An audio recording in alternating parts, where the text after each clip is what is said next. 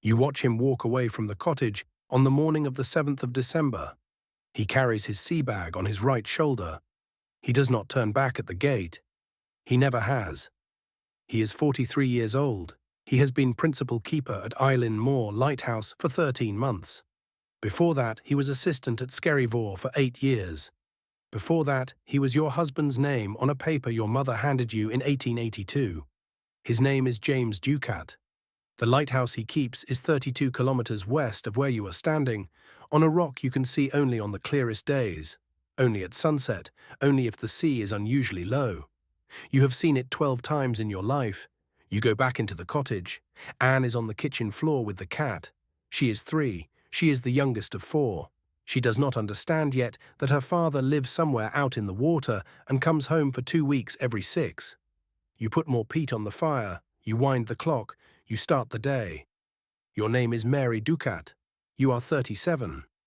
You were born in Stornoway, and you have never been further east than Inverness. You speak Gaelic to your children and English to the man from the Northern Lighthouse Board who comes to inspect the cottage twice a year. You can read both. You write only in English because that is how James writes to you. The cottage is a service house. The Lighthouse Board owns it. It has whitewashed walls and a slate roof and a stone floor in the kitchen that you scrub with sand every Friday. The peat fire goes from October until June. Your husband's chair is the one closest to the hearth on the left. At 20 minutes past 4 every evening, sunset in mid-December on this latitude, you walk to the dresser and you light the kerosene lamp on the kitchen table. You light it at 20 past 4 because that is when James lights the great lamp on Eilean Mor. He told you this on his second visit home 3 years ago, when you were both still young enough to think the conversation was about lamps. It is a thing you do that is just for you. The cottage does not need light at 20 past 4. The lamp is small, the flame is steady. You think he is doing this now too. On the 12th of December, a letter arrives. It is from James. It is dated the 9th. A fishing trawler took it from Eilean Mor when they passed close enough to send the relief boat's signal. Your husband writes in his small upright hand, "All well here.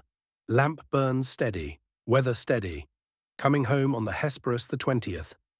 Marshall is reading Bunyan to Donald in the evenings. Donald is laughing. We are all well." You fold the letter into your dresser drawer beside the others.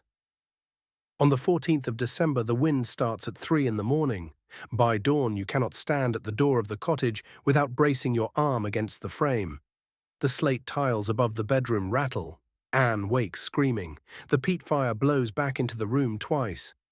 On the 15th, the wind is worse. The sky is the colour of old iron. The mail steamer that was due to leave Stornoway does not leave. The fishing fleet stays in. You hear from a neighbour, Katrina MacLeod, that the Hesperus is delayed because of the swell. She means your husband is not coming home tomorrow. She does not say it. You light the kitchen lamp at 20 past 4. You think he is lighting the great lamp now. The storm is bad, but the lamp burns through any weather. He has told you this many times. You do not yet know that on Eilean Mor the lamp did not burn that night. The storm holds for 10 days. The Hesperus cannot leave Stornoway. The fishing boats cannot work the western shore. The post does not come. You do not know that 2 of the relief keepers, Roderick MacLeod and the new man whose name you do not remember, are sitting in a tavern in Stornoway waiting. You do not know that the lighthouse has been dark every night since the 15th. You light your kitchen lamp every evening at 20 past 4. You wash the children. You read them the Psalms. Anne can now say almost the whole of the 23rd in Gaelic, though she does not understand the word valley. On the 25th of December, a day no one in your church recognizes, the older boys ask if there is anything special. You say no. You set 5 places at the table on the evening of the 25th. You do not realize you have done this until you go to clear, and there is 1 extra. You leave it. You eat in silence. On the morning of the 26th, the wind drops. By noon you can see the Flannan Isles on the western horizon. The Hesperus leaves Stornoway at 1 in the afternoon. You do not know any of this. You are washing sheets in the backyard. You hear it from Katrina's husband, who has just come back from the village with the mail. He does not stay long. He looks at you only once, and he says he must go back to his nets. The next morning the minister comes to your door. Reverend MacLeod is a quiet man. He has been the minister at Carloway for 19 years. He stands in your kitchen, and he does not sit even when you offer him the chair. He says, "Mary, there is news from Eilean Mor, and you should sit down." You sit down. He says, "The lighthouse is empty. Joseph Moore went up the steps yesterday and found no one. The lamp was not lit. There was a meal on the table, and a chair was overturned. The west landing is destroyed. They are searching the rocks now, but they have found nothing yet." You ask when. He says they do not know. The last entry in the logbook is the 15th of December. You think, "I was lighting the lamp." You do not say this aloud. The minister stays for an hour. He prays. He leaves. By evening, Donald MacArthur's wife is in your kitchen. By the next day, Thomas Marshall's mother has come down from Stornoway by cart. The three of you sit in your kitchen, and you do not weep, not yet, because there are no bodies, and because in the Outer Hebrides, you do not weep until you know. You never know. Joseph Moore writes a letter to the Northern Lighthouse Board on the 26th of December. They publish a report on the 8th of January. It says, "Cause of disaster, unknown." The three keepers are presumed lost in the storm of the 15th, while attempting to secure equipment at the west landing. It does not explain the unlocked door. It does not explain the overturned chair. It does not explain why the lamp was not lit on a clear night 4 days after the storm passed. You read the report once. You fold it into the dresser drawer beside the letters. The drawer is now full. In February, James's name is added to the Lighthouse Service Memorial in Edinburgh.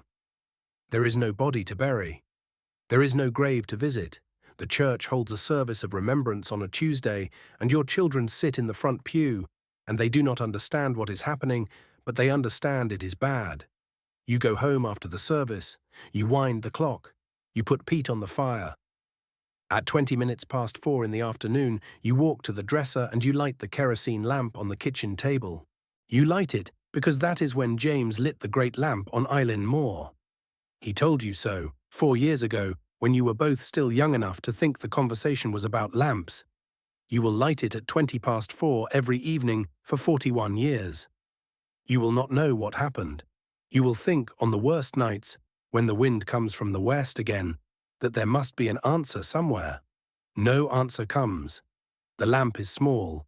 The flame is steady. The cottage does not need it. You light it anyway. The lighthouse on Eilean Mor still stands. It has been automated since 1971. No one keeps it now. The lamp turns on at sunset because a machine remembers to switch it on. The wind from the west has not changed. The cottage at Breasclete is still there. The dresser is still there. The drawer that held the letters is still there. The drawer is empty now. Someone, one of your children or one of theirs, emptied it long after you were gone. The lamp on the kitchen table is gone too. But at 20 past 4 every evening in mid-December, on the Isle of Lewis, the great lamp at Eilean Mor turns on by itself, and somewhere in the cliff face below it, the sea moves in the way the sea has always moved, and no one ever comes home, and no one ever knows.